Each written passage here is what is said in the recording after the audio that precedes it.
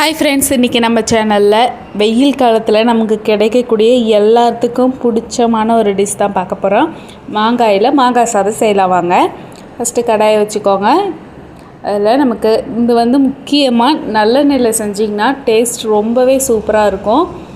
அந்த எண்ணெய் கிடைக்கலனா வேணால் மற்ற எண்ணெயில் யூஸ் பண்ணுங்கள். நல்லெண்ணெய் தான் இந்த இதுக்கு ரொம்ப டேஸ்ட்டு, அந்த மாங்காயோடு சேர்ந்து நல்ல ருசியை கொடுக்கும். எண்ணெய் ஊற்றி கடுகு, கடலைப்பருப்பு, உளுத்தம்பருப்பு இதெல்லாம் போட்டுக்கோங்க. போட்டுட்டு வரமிளகா போட்டுக்கோங்க. பச்சை மிளகாயை காட்டிலும் வரமிளகா போட்டிங்கன்னா அது நல்லாயிருக்கும். வரமிளகா போட்டிருக்கேன். 2 பெரிய வெங்காயம் நீட்டமாக கட் பண்ணி போட்டுருங்க.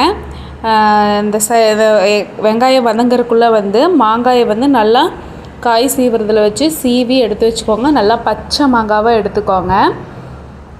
இப்போ பாருங்கள், வெங்காயம் வணங்கும்போது வெங்காயம் நல்லா வணங்குறதுக்காக லைட்டாக நான் சால்ட்டு தூவி விட்டுட்டேன்.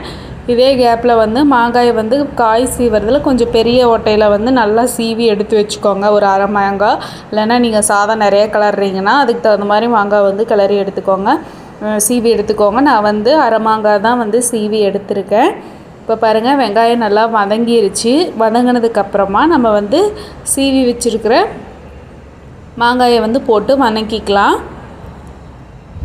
இப்போ பாருங்கள், வெங்காயம் நல்லா வதங்கிருச்சு. ரொம்ப கோல்டன் ப்ரௌன் கலரில் வதங்கணுங்கிற அவசியம் இல்லை, நார்மலாக வதங்குச்சுன்னா போதும். இப்போ பாருங்கள், வதங்கினதையும் நான் சீவி வச்சுருக்க மாங்காயை போட்டுடுறேன். போட்டு இதை தண்ணி விட்டு வேக வைக்கணுங்கிறனால இல்லை, எண்ணெயிலேயே வதங்குச்சுன்னா போதும். இதில் நமக்கு தேவையான அளவு மஞ்சத்தூள், மிளகாத்தூள் நான் போடுறேன். மிளகாத்தூளும் மாங்காயும் சேர்த்து அது ஒரு ருசி நல்லாயிருக்கும். அதனால் ஒரு ஸ்பூன் அளவுக்கு மட்டும் மிளகாத்தூள் போட்டுக்கோங்க. கலருக்காக மஞ்சத்தூள் போட்டுக்கோங்க.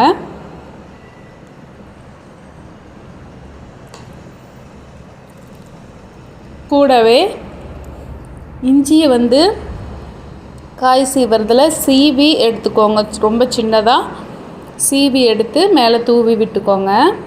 இஞ்சியோட டேஸ்ட்டு நல்லாயிருக்கும்.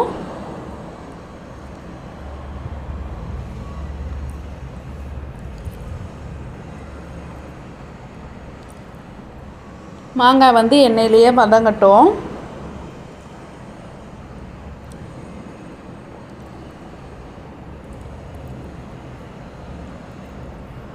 இப்போ மாங்காய் நல்லா வதங்கி வந்துடுச்சு. இதில் நம்ம சாதத்தை போட்டுக்கலாம். இந்த மாங்காயிலேயே உப்பு போட்டு கலந்து விட்டுக்குவாங்க. சாதம் போட்டு கலர்னதுக்கப்புறமா உப்பு எவ்வளோ இருக்குதுன்னு பார்த்துட்டு அதுக்கு தகுந்த மாதிரி தேவைப்பட்டுச்சுன்னா நம்ம உப்பு மறுபடியும் ஆட் பண்ணிக்கலாம்.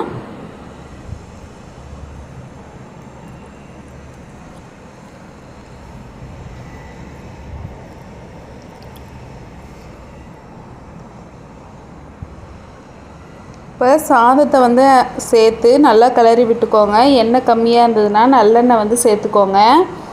இதுலேயே நீங்கள் விருப்பப்பட்டீங்கன்னா நிலக்கடலை கூட போட்டு இதுலேயே வெங்காயம் வணங்கும் போது நிலக்கடலையும் போட்டு வதக்கி நம்ம சாதம் தாளிச்சிக்கலாம். ரொம்பவே டேஸ்ட்டாக இருக்கும். புளிப்பு சுவை பிடிச்சவங்களுக்கு இந்த சாப்பாடு கண்டிப்பாக பிடிக்குங்க. இப்போ பாருங்கள், டேஸ்டியான மாங்காய் சாதம் ரெடி ஆயிடுச்சு. இப்போ எல்லா கடைகள்லையுமே மாங்காய் கிடைக்கும். மறக்காமல் இந்த டிஷ்ஷை இன்றைக்கே ட்ரை பண்ணி பாருங்கள். குழந்தைங்களும் விரும்பி சாப்பிடுவாங்க. மாங்காய் நம்ம பச்சையாக அப்படியே சாப்பிடும்போது அது உடம்புக்கு ஹீட்டை கொடுக்கும். இந்த மாதிரி நம்ம பாயில் பண்ணி சாப்பிட்றோம் அப்படிங்கும்போது அதில் இருக்கிற ஹீட் கண்டென்ட் நமக்கு அதிகமாக வராது.